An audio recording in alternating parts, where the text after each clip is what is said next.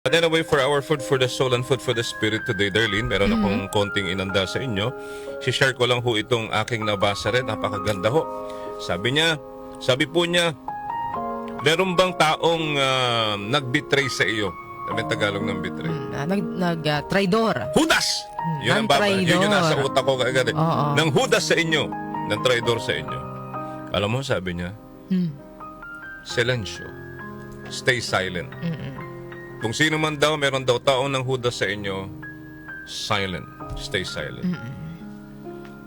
Meron ba taong, sabi dito fail to give you what you deserve despite all your love?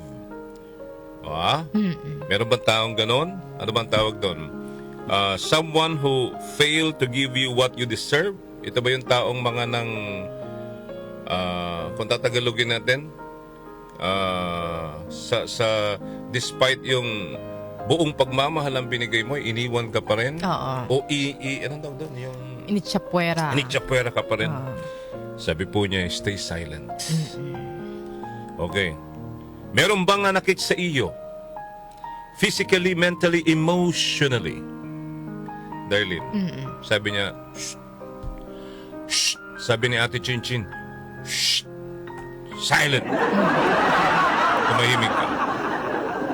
Meron bang nang insulto sa iyo? As in, inapak-apakan ka. Diba? Talagang parang ginawa kang basahan, mga kaibigan. Ang sabi ho, stay silent. Shh. Did someone deceive you? Meron bang taong nanloko sa inyo? Niloko ka ba ng ganito? Niloko ka ba ni ganyan? Shh. Sabi niya, darling. Stay silent. Meron bang taong nag-aakusa sa iyo? Meron bang taong nag-aakusa sa inyo? Nanggigigil ka na ba? Sa galit? Gusto mo na mag-revenge? Shh! Sabi niya, darling. Shh! Sabi niya Stay silent. Alright. Lahat ng bagay na yan, ang utos po sa atin today is stay silent. Become so silent that those people never hear your voice or see your shadow again. Become invisible to them. Alright? And make a promise to yourself that you will never look back. If you keep this promise, wala kang mararamdamang sakit. You won't feel pain. This silence may choke you with unspoken cries.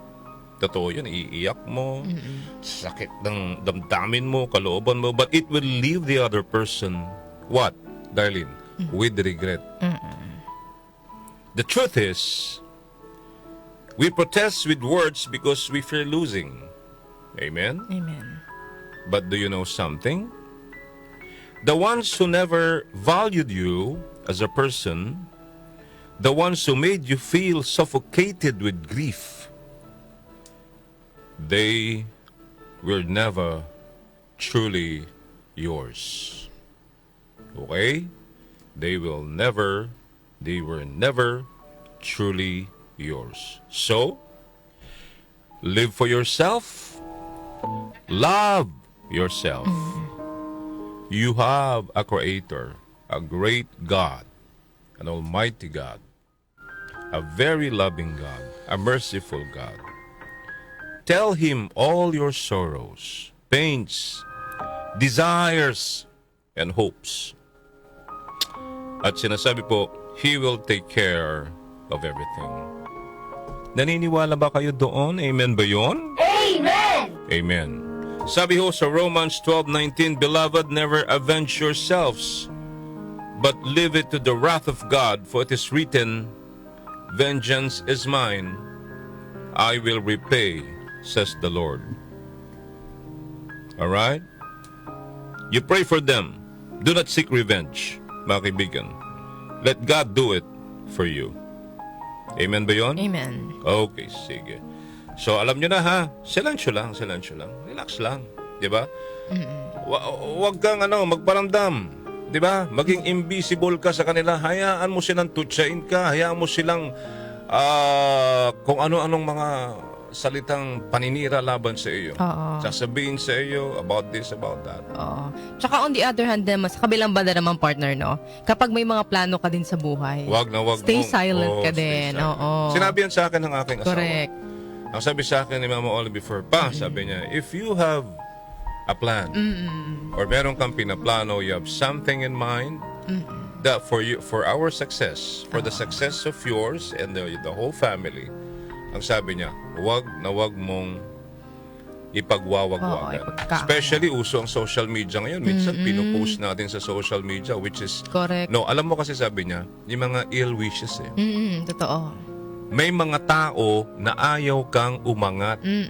Ganun po yun. May mga tao na ayaw kang paangatin sa buhay. Correct. May mga tao na ayaw ka pong maging successful. So, what are we going to do? Stay silent. Okay? Okay po ba yun? Ayos po ba ang ating food for the soul and food for the spirit today? So, the word for today is stay silent. Okay?